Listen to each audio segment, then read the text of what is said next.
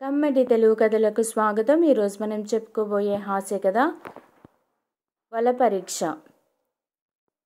రచన గంగాధర్ వడ్లమన్నాటి గారు. కథ మొదలు పెడదాం. మధు పిలిచింది లలిత. ఆ మాటలకి మోటార్ బైక్ తుడుస్తున్న మధు తల పైకెత్తి ఏమిటి అన్నట్టు ప్రశ్నార్థకంగా చూశాడు. నేను ఇప్పుడు ఫ్రెండ్స్తో కలిసి ముక్కు తీర్చుకోవడానికి సింహాచలం వెళ్తున్నాను. నేను వచ్చేసరికి బహుశా సాయంత్రం అవ్వచ్చు. అయితే అడిగాడు మధు. ఏం లేదు శ్రీవారు, మా పెద్దమ్మ వాళ్ళ అమ్మాయి కాలేజీ అడ్మిషన్ కోసం ఇవాళ మధ్యాహ్నం ట్రైన్కి ఇక్కడికి వస్తుంది. కనుక మా చెల్లిని జాగ్రత్తగా రిసీవ్ చేసుకొని మాట్లాడుతూ ఉండు. ఈలోగా నేను వచ్చేస్తాను, సరేనా అడిగిందామె. ఆ మాటలు విన్న మధు మనసులో ఏడ్చినట్టుంది. మేకపిల్ల బాధ్యత పెద్ద పులికిచ్చినట్టు కోడిపిల్లని బావూరు పిల్లి చేతిలో పెట్టినట్టు మీ చెల్లెల్ని చూసుకోమని నాకే చెప్తున్నావా?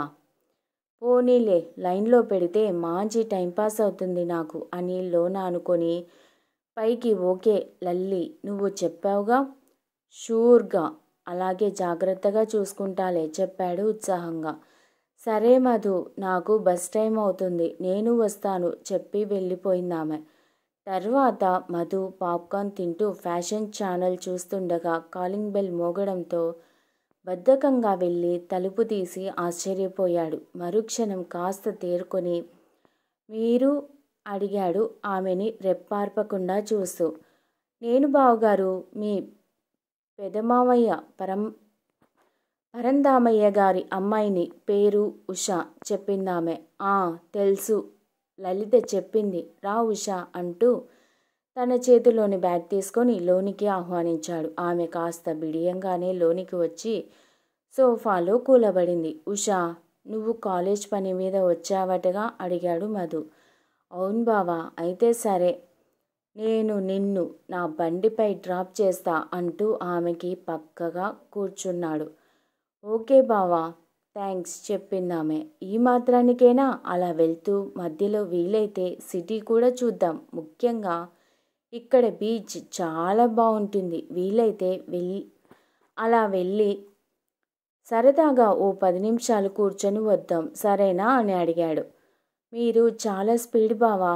మరేమనుకున్నావు, అసలు నా కాలేజ్ డేస్లో అమ్మాయిలు నా వెంట కుక్క పిల్లల్లా వెంటపడేవారు. వాళ్ళతో ఫ్రెండ్షిప్ చేయడం, సరదాగా ఉండటం నాకు చాలా ఇష్టం. అలాగే నీలాంటి అందమైన అమ్మాయితో ఇలా జాలీగా మాట్లాడడం కన్నా పెద్ద ఆనందం నాకైతే మరేదీ లేదనిపిస్తుంది చెప్పాడు మధు. అవునా బావా అడిగింది ఉష. అవును ఉష, ప్రామిస్ చెప్పాడు మధు ఆమె చెయ్యిని చొరవగా లాక్కొని ఒట్టు వేస్తూ. ఇంతలో లలిత హఠాత్తుగా రావడంతో ఒక్కసారిగా షాక్ అయి తన చెయ్యి వెనక్కి తీసుకొని, అదేంటి, నువ్వు సాయంత్రం వస్తావని ఇప్పుడే వచ్చేసావు అడిగాడు ఉషకి కాస్త దూరంగా జరిగి, ముఖాన్ని మాడిన కొబ్బరి చిప్పలా పెట్టి. చెప్తాను ఉండు అని తన హ్యాండ్ బ్యాగ్లోంచి ఓ 5,000 తీసి ఉషకి ఇచ్చి ఏదో మాట్లాడి పంపించేసింది లలిత. అదంతా చూసిన మధు కాస్త గుటకలు మింగుతూ, లలిత, ఉషకి డబ్బు ఇచ్చావు దేనికి నసిగాడు కాస్త దిగువ స్వరంతో. దేనికా? మా పెద్దమ్మ వాళ్ళ అమ్మాయికి ఇక్కడ ఎంసీఏలో సీట్ వచ్చింది. వాళ్ళు ఉషని మన ఇంట్లో ఉంచుతామన్నారు. అయితే నీ కారణంగా అమ్మాయికి కానీ మన సంసారానికి కానీ ఏ ఇబ్బందులు రాకూడదు కదా, అందుకే ఆ అమ్మాయి మన ఇంట్లో ఉండొచ్చు లేదా అనేది తెలుసుకోవాలనే ఈ చిన్న డ్రామా అంటే అడిగాడు శుద్ధముక్క మొహంతో. ఏముంది, ఇప్పటిదాకా నువ్వు మా చెల్లెలు అనుకొని మాట్లాడింది సరసల్లాపాలకి దిగబోయింది మా చెల్లెలు ఉషతో కాదు, పక్క వీధిలో ఉంటున్న కరాటే స్టూడెంట్ రాణితో. ఈ మధ్యనే సీరియల్స్లో చేస్తోందట. ఆమె ద్వారా నేను నిన్ను పరీక్షించానన్నమాట. కానీ ఈ పరీక్షలో నువ్వు ఫెయిల్ అయ్యావు కనుక మా ఉషని హాస్టల్లో జాయిన్ చేయమని చెప్పేశాను. అలాగే ఇక నీపై ఓ కన్నేసి ఉంచుతాను చెప్పిందామె యమ సీరియస్గా. అంటే ఆ అమ్మాయికి వల వేస్తున్నాననుకుని నేనే వలలో పడ్డానన్నమాట. షేమ్.